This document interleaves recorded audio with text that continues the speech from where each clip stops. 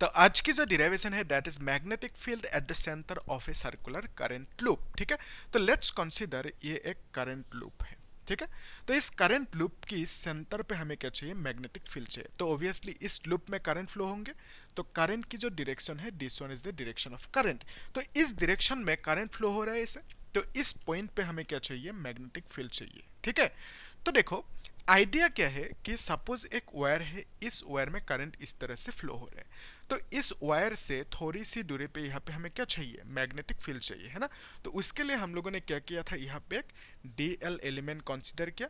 DL की वजह से यहाँ पे मैग्नेटिक फील्ड कितना होंगे, आर डिस्टेंस दूरी पे डीबी होंगे। ठीक है, तो उस डीबी को निकलने के लिए हम लोगों ने क्या यूज किया था, बायो सेवर्ट लॉ। ठीक है, सिमिलरली यहाँ पे भी इस पॉइंट पे पूरा का पूरा वायर के लिए मैग्नेटिक फील्ड निकल के हम लोग क्या करेंगे, बायो सेवर्ट लॉ यूज करेंगे। ठीक है, तो step one is apply bio Savart law.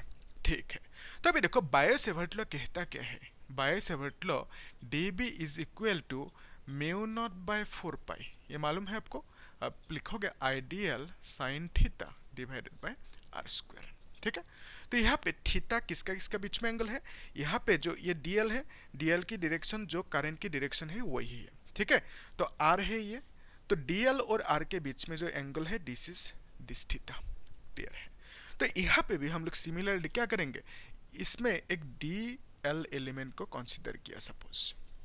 Clear है, तो डीएल की जो डायरेक्शन होंगे, करंट की डायरेक्शन ये है, तो बेसिकली इस पॉइंट पे करंट की डायरेक्शन जो होंगे this is the tangential direction. ठीक है, तो डीएल की जो डायरेक्शन होंगे टेंजेंशियल, ये जो डायरेक्शन है टेंजेंट यही होंगे। ठीक है, तो नेक्स्ट स्टेप में यहाँ से कुछ डिस्टेंस दूरी पे सेंटर तक, इसको हम क्या कहेंगे, आर कहेंगे, यानी रेडियस, इस सर्कल की रेडियस। तो आर डिस्टेंस दूरी पे इस पॉइंट पे जो मैग्नेटिक फील्ड होंगे दैट इज डीबी, क्यों, क्योंकि डीएल की वजह से। ठीक है, तो डीएल की वजह से यहाँ पे जो मैग्नेटिक फील्ड है this is dB and the formula is this one, ये क्या है, बायो सेवर्ट लॉ। तो theta is the angle between r and dl, तो यहाँ पे आर और डीएल के बीच में जो थीटा है this is this one and it is how much, 90 degree. ठीक है, तो यहाँ पे थीटा की जगह पे हम क्या लिखेंगे, 90 लिख देंगे। आई डी एल साइन 90, इसकी वैल्यू कितना है, 1। ठीक है, तो यहाँ पे लिखोगे आर स्क्वायर, तो डी बी की वैल्यू कितना आया, इतना सा। ठीक है, तो देखो यहाँ पे जैसे डीएल की वजह से यहाँ पे डी बी मिला है ना, यहाँ पे अगर और एक डीएल ले ले उसकी वजह से भी यहाँ पे डी बी मिलेंगे, है ना। तो फिर यहाँ पे और एक ले ले, तो यहाँ पे जितना डीएल होंगे उतना डी बी मिलेंगे। अगर यहाँ पे सपोज 100 डीएल है तो उस केस में यहाँ पे हमें 100 डीबी मिलेंगे, है ना। लेकिन यहाँ पे ये तो हमें मालूम नहीं कि कितना डीएल होंगे। ठीक है, बिकॉज ऑफ दैट हम लोग इंटीग्रेशन की मदद लेंगे। तो इंटीग्रेशन क्या करेंगे, हमें यहाँ पे ये जो डीबी है, एक डीबी को हम लोग इंटीग्रेट करेंगे, करने के बाद पूरा का पूरा जो वायर है उसके लिए यहाँ पे magnetic field, total magnetic field मिल जाएंगे। ठीक है, तो बेसिकली आप लिख सकते हो B is equal to integration of dB. ठीक है, इजी है इंटीग्रेशन, है ना। तो डीबी की जगह पे आप क्या लिखोगे, म्यू नॉट बाय 4 पाई, फिर यहाँ पे लिखोगे आई डी एल, फिर यहाँ पे आर स्क्वायर। तो जो कांस्टेंट है वो बाहर आ जाएंगे, म्यू नॉट बाय 4 पाई, है ना।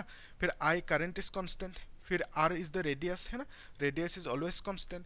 फिर इंटीग्रेट करोगे डीएल को, क्यों, क्योंकि डीएल इस तरह से बढ़ते बढ़ते इंक्रीज होते होते पूरा का पूरा जो सार्कम्फरेंस है सर्कल की वो बन जाएंगे। ठीक है, तो बेसिकली डीएल इज इंक्रीजिंग, तो डीएल इंक्रीज होते होते आपको क्या मिलेंगे, 4 पाई आर स्क्वायर। डीएल को इंटीग्रेट करोगे तो आपको मिलेंगे जो सर्कम्फरेंस है and that is how much, twice pi are.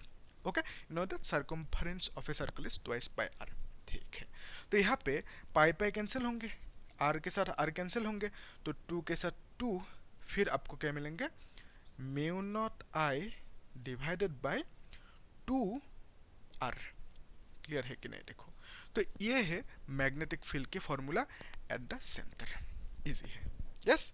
तो एविडेंस देखो, अगर इस लूप में 5 टर्न से, सपोज एक के ऊपर एक इस तरह से 5 टर्न से, तो उस केस में total magnetic field will be how much, 5 into this much.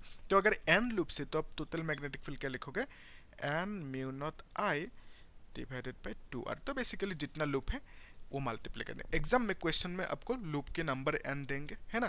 तो सपोज 100 दे तो 100 मल्टीप्लाई कर देना, इजी है। ओके, तो आप लोग एक काम करना, प्लेलिस्ट जो ऑल डिराइवेशंस करके प्लेलिस्ट है वो चेक करना आप लोग, वहाँ पे मैंने बोर्ड एग्जाम्स के लिए जो जो डिराइवेशन चाहिए वो सब मैंने कराया वहाँ पे, ठीक है। तो आप लोग आराम से देखना और नोट बनाते जाना, ठीक है। तो हम लोग एक काम करेंगे, नेक्स्ट क्लास में इस डेरिवेशन को देखेंगे। तो आप लोग तब तक चैनल को सब्सक्राइब करना, लाइक करना और कमेंट करना, ठीक है। समझ में आया कि नहीं वो सब बोलना मुझे, ठीक है। Thank you.